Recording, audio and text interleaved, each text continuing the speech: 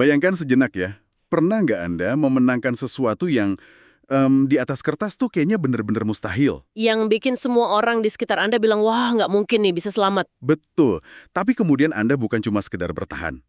Anda malah menang telak gitu.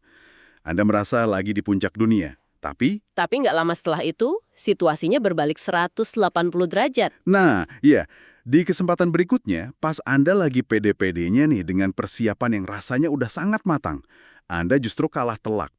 Dan yang paling bikin sakit hati, kekalahan itu terjadi tepat-tepat di saat kemenangan secara harfiah udah di depan mata Anda. Itu transisi psikologis yang sangat brutal sih buat siapapun. Banget. Gimana rasanya menghadapi realitas yang berbalik secepat itu kan? Dan menariknya sejarah manusia itu penuh dengan pola-pola kayak gini. Selalu berulang ya. Tepat. Dan itulah alasan kita ada di sini hari ini. Selamat datang di sesi penjelajahan mendalam kita. Untuk Anda yang mungkin lagi di jalan atau lagi nyeduh kopi sebelum rapat, Anda ada di tempat yang pas. Hari ini kita mau membedah sebuah sumber sejarah yang sangat kaya. Buku monumental The Sealed Nectar atau Ar-Rahiq Al-Maktum, karya Safiur Rahman Mubarakpuri. Yap. Dan misi kita hari ini secara spesifik adalah membedah bagian seri 8, yaitu Perang Penentuan.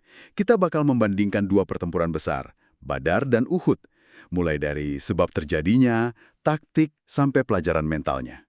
Membedah kedua peristiwa ini secara berurutan tuh sebenarnya sebuah keharusan analitis ya. Kenapa tuh? Karena kalau kita cuma belajar Badar tanpa Uhud, kita bakal bikin kesimpulan yang keliru.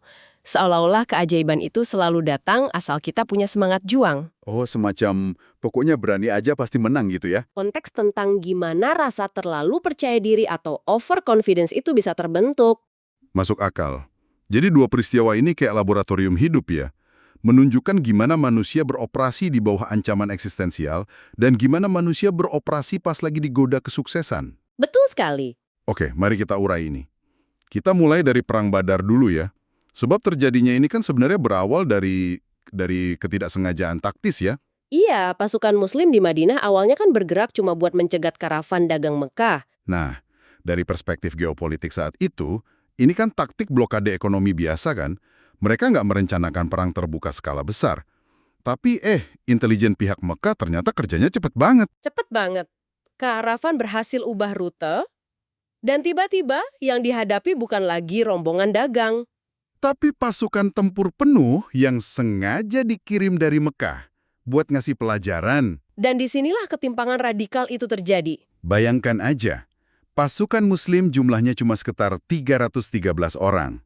Dengan perlengkapan yang ya seadanya. Kan niat awalnya bukan mau perang besar. Iya, dan mereka harus berhadapan dengan 1.000 prajurit bersenjata lengkap. 1.000 orang yang dilatih khusus dan logistiknya kuat. Kalau kita lihat dari kacamata manajemen krisis, 300 orang ini dihadapkan pada tekanan yang melahirkan, kewaspadaan eksistensial. Kewaspadaan eksistensial, konsep yang menarik nih. Maksudnya mereka sadar betul kalau satu langkah aja salah, berarti ya kepunahan total. Persis banget ketika Anda tahu kalau Anda nggak punya jaring pengaman, nggak ada pasukan jadangan, dan kalah jumlah 1:3, otak manusia itu otomatis bergeser ke mode hiperfokus.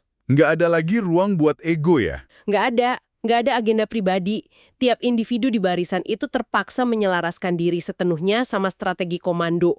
Soliditas kayak gini tuh jarang banget muncul kalau kita lagi di kondisi nyaman. Nah, sebelum benturan massal dua pasukan ini pecah, sumber kita mencatat detail krusial soal tradisi mubaraza atau duel satu lawan satu. Yang menarik di sini adalah fungsi psikologisnya. Iya kan? Kalau pakai kacamata militer modern, menghentikan seluruh pasukan cuma buat nonton beberapa orang berduel itu kan kedengarannya nggak efisien banget. Tapi, disitulah letak perang urat saras yang sesungguhnya. Mubaraza ini berfungsi sebagai jangkar moral. Sebagai unjuk kekuatan awal. Betul. Ketika 3 pejuang terbaik dari Mekah maju menantang, itu upaya buat mendemonstrasikan dominasi sebelum perang massalnya dimulai. Bayangkan kalau juara Anda kalah dan terbunuh di depan mata kepala Anda sendiri di duel pembuka ini. Wah, mental pasukan di belakangnya pasti langsung runtuh seketika. Runtuh. Struktur psikologisnya hancur sebelum pedang benar-benar ditarik. Berarti ketika 3 pejuang muslim maju dan luar biasanya, Mereka justru berhasil menumbangkan para juara dari pihak lawan yang secara material lebih superior itu. Efeknya jauh melampaui statistik 3 nyawa musuh. Itu semacam suntikan adrenalin kolektif ya. Mereka kayak melihat representasi mikro dari pertempuran makronya. Bahwa, oh, raksasa ini ternyata bisa ditumbangkan. Analisis yang tajam. Kemenangan luar biasa di duel itu membongkar mitos bahwa lawan nggak bisa dikalahkan.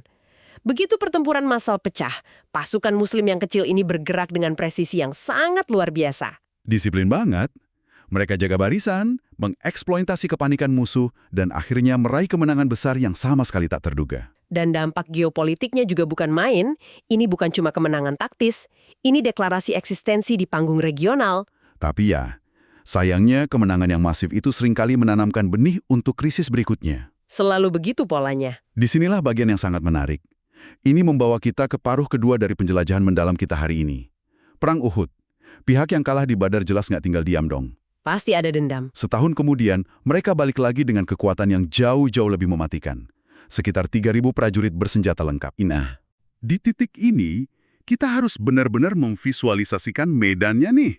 Karena geografi benar-benar mendikte seluruh strategi hari itu. Benar, menghadapi 3.000 orang di medan yang datar dan terbuka itu sama aja bunuh diri. Makanya, komando muslim mengambil posisi pertahanan awal yang brilian banget di kaki Gunung Uhud. Gunung besar itu melindungi bagian belakang dan sayap kanan mereka. Alam benar-benar jadi benteng pertahanan. Tapi ada satu celah, ada kerentanan geografis di sana. Nah, bukit kecil di sayap kiri itu kan, yang biasa disebut Jabal Rumat atau Bukit Pemanah. Tepat, Jabal Rumat ini adalah titik buta atau blind spot. Kalau pasukan kavaleri musuh bisa memutari bukit ini, mereka bakal dengan gampang menghantam punggung pasukan muslim. Jadi buat nutup celah itu, ditempatkanlah 50 pemanah di atas bukit. Dan instruksinya ini tegas banget. Bahkan bisa dibilang salah satu perintah militer paling absolut yang pernah dicatat. Perintahnya sangat sederhana tapi krusial. Lindungi punggung pasukan. Apapun yang terjadi. Menang atau kalah, jangan tinggalkan pos kalian. Mubarak Puri mengutip instruksinya dengan sangat eksplisit.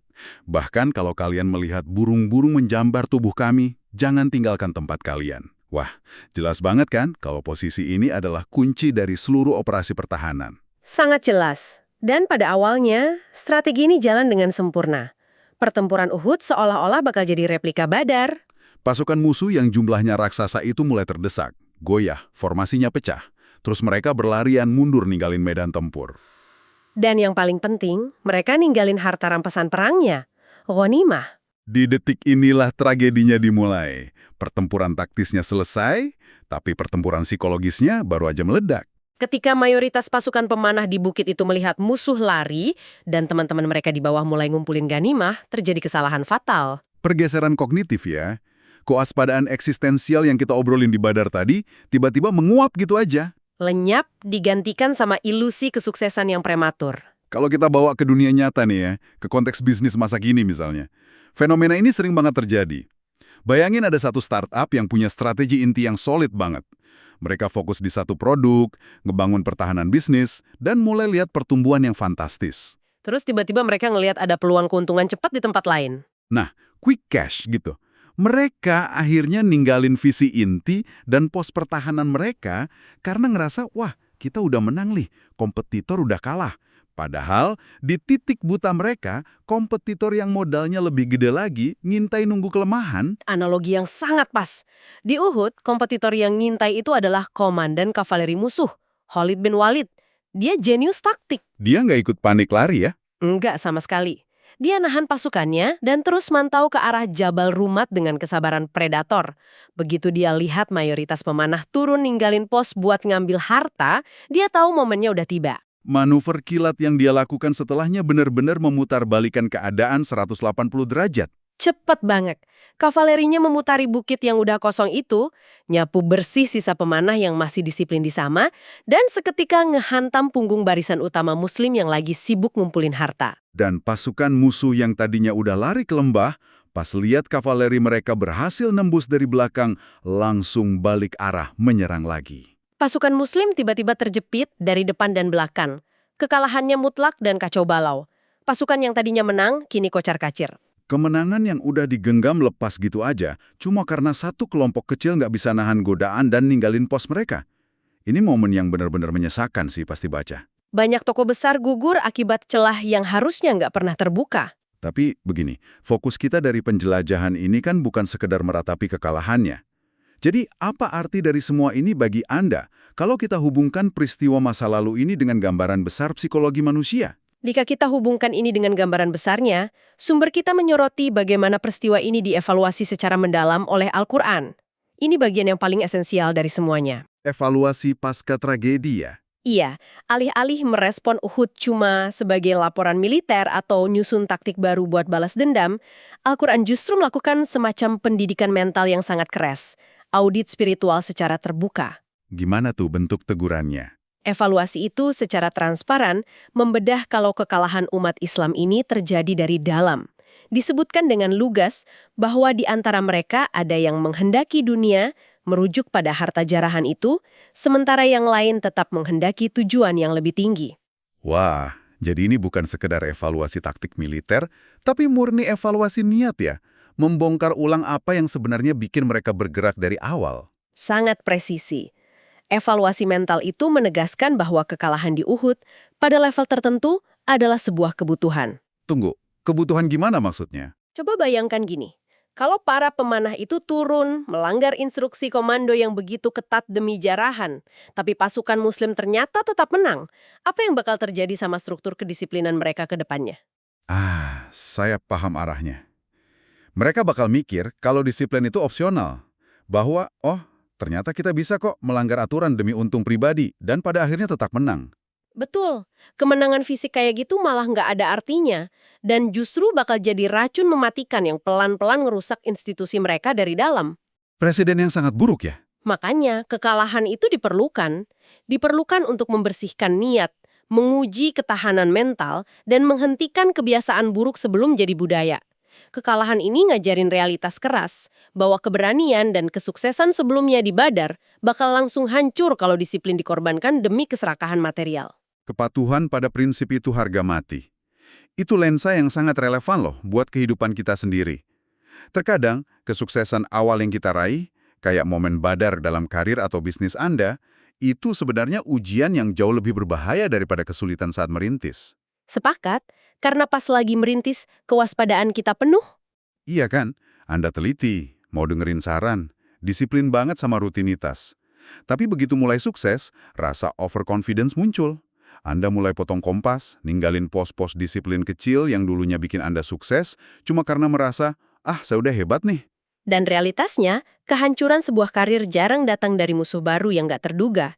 Kehancuran itu selalu masuk lewat pintu belakang yang sengaja kita biarin terbuka, gara-gara kita terlalu sibuk merayakan keuntungan jangka pendek.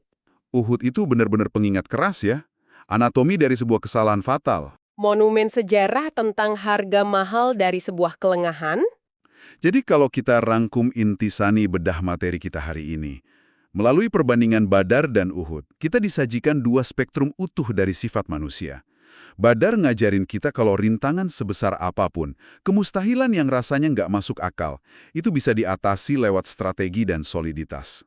Badar adalah bukti bahwa kuantitas bisa dikalahkan dengan fokus. Tapi Uhud adalah peringatan bahwa satu kesalahan kecil aja yang didorong sama keserakahan bisa menghancurkan kemenangan yang udah diraih susah payah. Posisi puncak itu posisinya rapuh banget. Tapi jangan lupa, kepemimpinan sejati diuji bukan pas lagi menang terus, tapi gimana mereka mengelola kejatuhan, menyatukan barisan lagi, dan memastikan kesalahan yang sama nggak terulang. Sangat beresonansi. Jadi ketika Anda sedang berada di atas angin sekarang, lagi dapat promosi besar atau bisnis lagi untung-untungnya, ingatlah para pemanah di Bukit Uhud itu. Jangan turun dari bukit disiplin Anda. Tetaplah di pos Anda, tetaplah pada prinsip Anda. Karena godaan selalu menunggu Anda lengah. Dan ini memunculkan pertanyaan penting untuk kita renungkan. Kita kan sering banget ya nyembunyiin kegagalan kita, tapi peradaban ini justru mencatat kesalahan paling fatal mereka, dipelajari secara terbuka, bahkan diabadikan dalam Al-Quran untuk dibaca sampai berabad-abad setelahnya. Transparansi radikal yang luar biasa. Coba tanyakan pada diri Anda, Jika Perang Uhud berakhir dengan kemenangan mudah seperti Badar, apakah para pionir sejarah ini akan punya ketahanan mental baja yang terbukti mampu ngebangun peradaban besar? Jangan-jangan kegagalan terbesar yang pernah Anda alami saat ini adalah satu-satunya kurikulum yang sedang mempersiapkan Anda untuk kejayaan jangka panjang. Pertanyaan yang sangat provokatif untuk dibawa pulang. Seberapa berani Anda mengakui kegagalan tanpa mencari kambing hitam? Kami harap sesi penjelajahan mendalam hari ini ngasih Anda perspektif baru. Terima kasih untuk Anda yang udah meluangkan waktu berharga bersama kami. Tetaplah penasaran, pertahankan disiplin pada pos Anda, dan sampai jumpa di penjelajahan mendalam berikutnya.